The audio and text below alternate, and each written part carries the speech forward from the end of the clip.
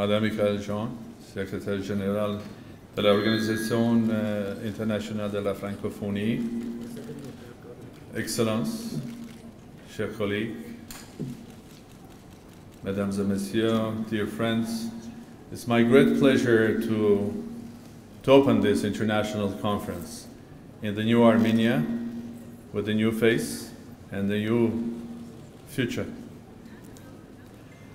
Indeed, this event has tremendous importance, and I will explain why. First of all, before saying the words of opening ceremony and sharing with you some of my ideas, I would like to say my warm-hearted thanks to Madame Secretary General and her office and the whole organization for not only having the idea and sharing this vision with us of having the business forum of Francophone countries here in Armenia, but also doing utmost and working hard to make this event happening. It's my great pleasure as well. In fact, I would like all of us to thank Madame Secretary General for this and her office for this wonderful work.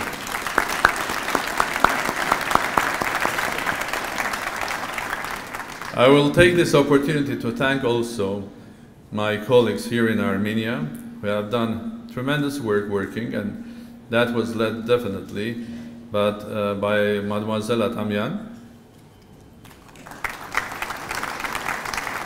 and her team. And of course, I would like to thank my colleagues, Monsieur Shahen Avakian and Monsieur David Papazian and their friends and colleagues. So this is happening. And why it is important, why the Business Forum of Francophone countries is important. First of all, the whole event of having the heads and leaders of Francophone countries coming to Armenia, a country that is a part of Francophonie today, is a historic event for us. Secondly, the Business Forum is the one thing that will stay with us, and I hope I'm going to open the first Francophone Business Forum in Yerevan, but not the last one. So I hope to have future Francophone conferences and business forums here in Yerevan, and bigger and bigger and bigger. Why it is important? Because first of all, let's be practical here. Francophone countries, led by France, are not only about language and culture. It's much more wider. Francophonie, represented here, is a huge business of hundreds of billions of dollars, huge economies of hundreds of billions of dollars that are, of euros, sorry, bigger than dollars, that are connecting the Europe with Africa. I think it's the only and the most important access from the north to the south, helping the south to gain and to come to the bigger world, and helping the north to explore new territories, new ideas, new younger generation, new younger states of Africa. On the other side, Armenia represents a specific place in other part. We, as a state, were a part of both East and the West. We were always at the crossroads of East and the West. This nation living here for thousands of years. I was sharing with some of you colleagues yesterday that this is a country of thousands and thousands of years of a history, and a city that you are is 2,800 years old. And this is not a virtual calculation. We have the old castle with the facts on it, with the spreadsheet of the counts of the kings, everything. 2,800 years of a civilization in this city. But that's not only the history. And I was yesterday referring also to the wonderful event in the New York Metropolitan Museum, that an exhibition which is called Armenia that has opened just recently. And that exhibition was telling the story, not by Armenians, by Americans from Metropolitan Museum, about the Silk Road. Whoever is in New York, I will suggest the next 2 or 3 months to go and visit that. And the story is about Armenians and Armenia in the Middle Ages, when the Armenian traders were a big part, and somehow they were sort of a controlling part of the Silk Road, from Manila to Calcutta to Samarkand and Bukhara and Toulouse to Manchester. So this nation was not only a historic nation. This nation is not only a nation culture. This nation is also a trading nation that was on the Silk Road for ages. So the idea here is how do we connect the Silk Road to the axis, north and west in Europe and Africa. And that's my dream. My dream to have Armenia as a part, not only as a part of Francophone wonderful community and a family, but to also be the one that will help the Francophone countries, those from Europe, Canada, and Africa, to do their trade and business in the vast territories of Eurasia. Let's not forget that Armenia is the only country in the whole region that is a member of Eurasia Economic Family, that is benefiting from the absence of taxes and customs duties with Russia, some of the Central Asian republics, Belarus, and others. And on the other side, Armenia has signed a very deep agreement with European Union. So we are really East-West country. And we are really the one that wants to repeat its success of Middle Ages. Now, 21st century, Francophone countries, led by France, Canada, Switzerland, Belgium, a big group of very healthy young African countries. Where are their strengths?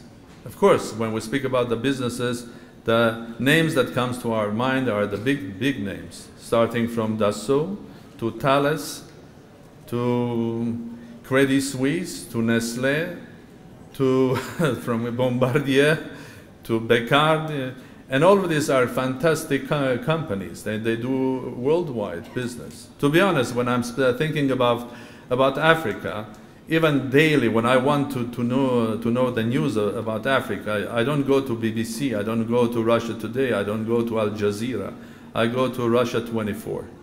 Because that's the channel that presents to you the real story that comes from Africa. On the other side, this huge industrial base that France and Francophonie has can be matched with the young Armenia. With the young Armenia, and I come here to greet you as the new president of a new country that has a young new prime minister and a very young new government. Everything is young here. Everything is focusing to the 21st century. As you all know, Armenia had a revolution in April. Some call their a Velvet Revolution. Some of them call them a New Armenia. I will call it Young Armenia. But that was a tremendous achievement by our country and the people, Armenian. Not only Armenians living here in this country, but another 15 million living abroad. Tremendous achievement that without any conflict or without any civil war or any damage, the change has happened. The change continues. As I told recently to some of our journalists, it's not a sprint, it's not 100 meters to run, it's a marathon. We have to design our future for the next coming years and years ahead. But we have to start running with the speed of a marathon, the speed of a sprint initially. Speed of a sprint, but having a marathon to be run. But there was, and there is another revolution in Armenia, but that unfortunately was not noticed by the world community. The Armenian Revolution of April was on every television, or every channel. Everybody knows about that. And wherever I go today, I hear about that. But there's another revolution that has happened in this country and is happening today that is not fully realized and noticed. And you are in the middle of that revolution, which is called Tumo. Tumo is one of the signs of the new revolution in Armenia. The revolution that Armenia is focused, not only young by spirit, it's not only young that has young government, it's not only young that emotionally we look into the 21st century, it's not only young that we are the generation and we are the nation of 21st century, but we are actually doing it here in Armenia.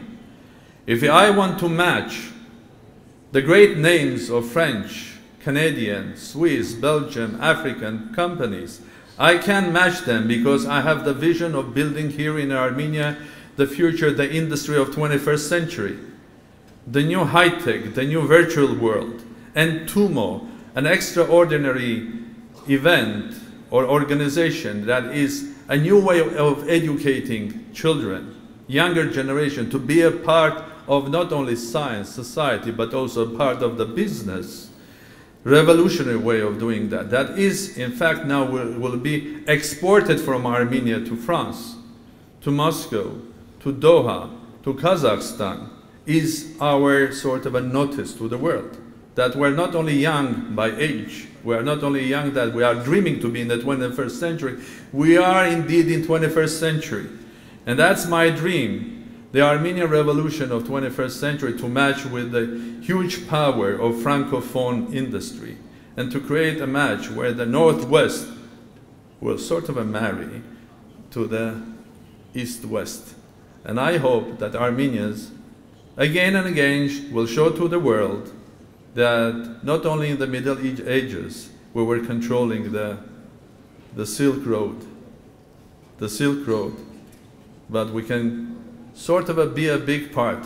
I'm not intending to control it, but I would love to be a big part of this new world and the new Silk Road. Which in many ways it's not only a road or a railroad, but it's also a virtual road. So welcome to Armenia.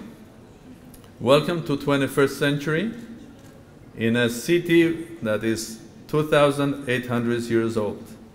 And I would love to be in a position to open the second Francophone business forum here in Yerevan together with all of you. Thank you very much.